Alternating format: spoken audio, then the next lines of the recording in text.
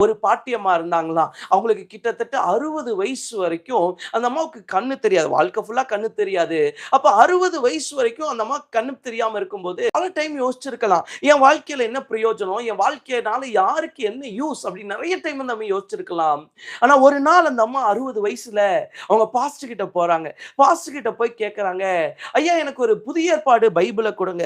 பாஸ்டருக்கு ஒரே ஷாக்கு. என்னடா இவங்களுக்கு தான் கண்ணே தெரியாதே, இவங்க எப்படி படிக்க முடியும்னோனே, சரி பாஸ்டரும் சரி இந்த அம்மா தான் ஆசைப்பட்டு கேட்கறாங்களேன்னு ஒரு பைபிள கொண்டு வந்து புதிய ஏற்பாட்ட அவங்க கையில குடுக்குறார். உடனே அந்த அம்மா சொல்றாங்க, "ஐயா பைபிள்ல யோவான் 3:16 எடுங்க" அப்படின்னோனே, அவரு சரி யோவான் 3:16 எடுக்கிறார். பண்ணோனே அந்த அம்மா சொன்னாங்க, "ஐயா அந்த வசனத்த கொஞ்சம் குறிச்சு குடுங்க ஐயான்னாங்க." உடனே அந்த பாஸ்டர் அந்த வசனத்த அப்படியே குறிக்கிறார். அப்படியே மார்க் பண்ணிட்டு, அப்புறம் அந்த அம்மா மறுபடியும் சொல்றாங்க, "ஐயா அந்த பேஜ மட்டும் அப்படி கொஞ்சம் மடிச்சு வைங்கய்யா" அப்படின்னோனே, அவரும் சரி மடிச்சு அந்த அம்மா கையில குடுத்துர்றாங்க.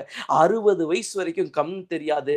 ஆனா 60 வயசுக்கு அப்புறம் அந்த அம்மா அந்த பைபிள எடுத்துட்டு ஒவ்வொரு காலேஜ்க்கும், ஒவ்வொரு ஸ்கூலுக்கும் சாயங்காலம் போய் நிப்பாங்க. சாயங்காலம் வாசல்ல நின்னுட்டு, அங்க வர்ற பிள்ளைகள கூப்பிட்டு, "எப்பா இந்த வசனத்த எனக்கு கொஞ்சம் படிச்சு காட்டுன்னு" சொல்லுவாங்க. அவங்களும் அந்த வசனத்த அப்படியே படிச்சு காட்டுவாங்க. வசனத்த படிச்சு காட்டவுடனே, அந்த வசனத்த வச்சு அப்படியே அவங்களுக்கு சுவிசேஷத்த சொல்லுவாங்க. அந்த வசனத்த வச்சு அப்படியே அவங்களுக்கு இயேசுவின் அன்ப சொல்லுவாங்க. அப்படி சொல்லிட்டே அந்த அம்மா ஒரு சில வருடங்கள்ல மரித்து போறாங்க. மரிச்சு போன உடனே பாஸ்டர் அந்த அம்மாவுடைய மரணத்திற்கு வந்திருக்கிறாங்க. மரணத்துக்கு அடக்க ஆராதனைக்கு வந்திருக்கும்போது பெரும் திரள் கூட்டம் நிக்குது. கூட்டம் நிக்கும்போது இதெல்லாம் யாருன்னு கேட்டோனே, அந்த பக்கம் ஒரு 500 பேர் நிக்கிறாங்க. அந்த 500 பேர பாஸ்டர் கண்ணுக்கிட்ட காமிச்சு சொல்றாங்க, "ஐயா இவங்கெல்லாம் இந்த அம்மா சுவிசேஷம் சொல்லி ரட்சிக்கப்பட்டு ஊழியர்களா இருக்கிறாங்க. இந்த பக்கம் இன்னொரு 500 பேர் இருக்கிறாங்க. அவங்கெல்லாம் விசுவாசிகளா இருக்கிறாங்க." அந்த அம்மா பாருங்க கண்ணு தெரியாது. 60 வயசு வரைக்கும் ஒண்ணுமே தெரியாது. ஆனா 60 வயசுக்கு அப்புறம் ஒரு கண்ணு தெரியாத அம்மா ஒரு மிகப்பெரிய ஊழியம் செஞ்சாங்க.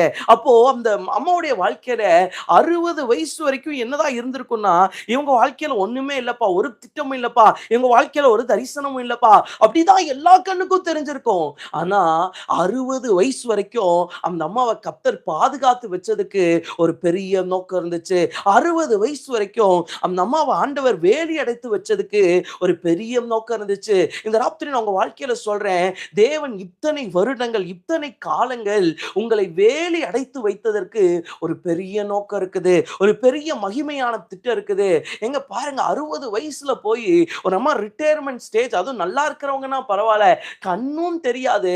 அந்த அம்மாவ 60 வயசுல பயன்படுத்துவாருன்னா, உங்க மேலயும் கர்த்தர் திட்டம் வச்சிருக்கிறார். பிரதர் இன்னைக்கு எனக்கு வயசாயிடுச்சு பிரதர், திட்டம் இருக்குதா என் வாழ்க்கையில நீங்க சொல்லலாம். ஆனா ஆண்டவர் சொல்றாரு, ஒரு 60 வயசு தாயாரையே அவரால பயன்படுத்த முடியும்னா, ஏங்க உங்கள பயன்படுத்த முடியாது?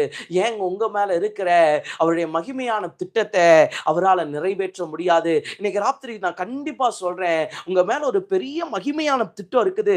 அதனால தான் இன்னும் நீங்க உயிரோட இருக்கிறீங்க. அதனால தான் இன்னும் நீங்க வாழ்றீங்க. அந்த திட்டத்த அவர் சீக்கிரம் உங்க வாழ்க்கையில நிறைவேற பண்ணுவார். தேவ பிள்ளைகளை யோசிச்சு பாருங்க.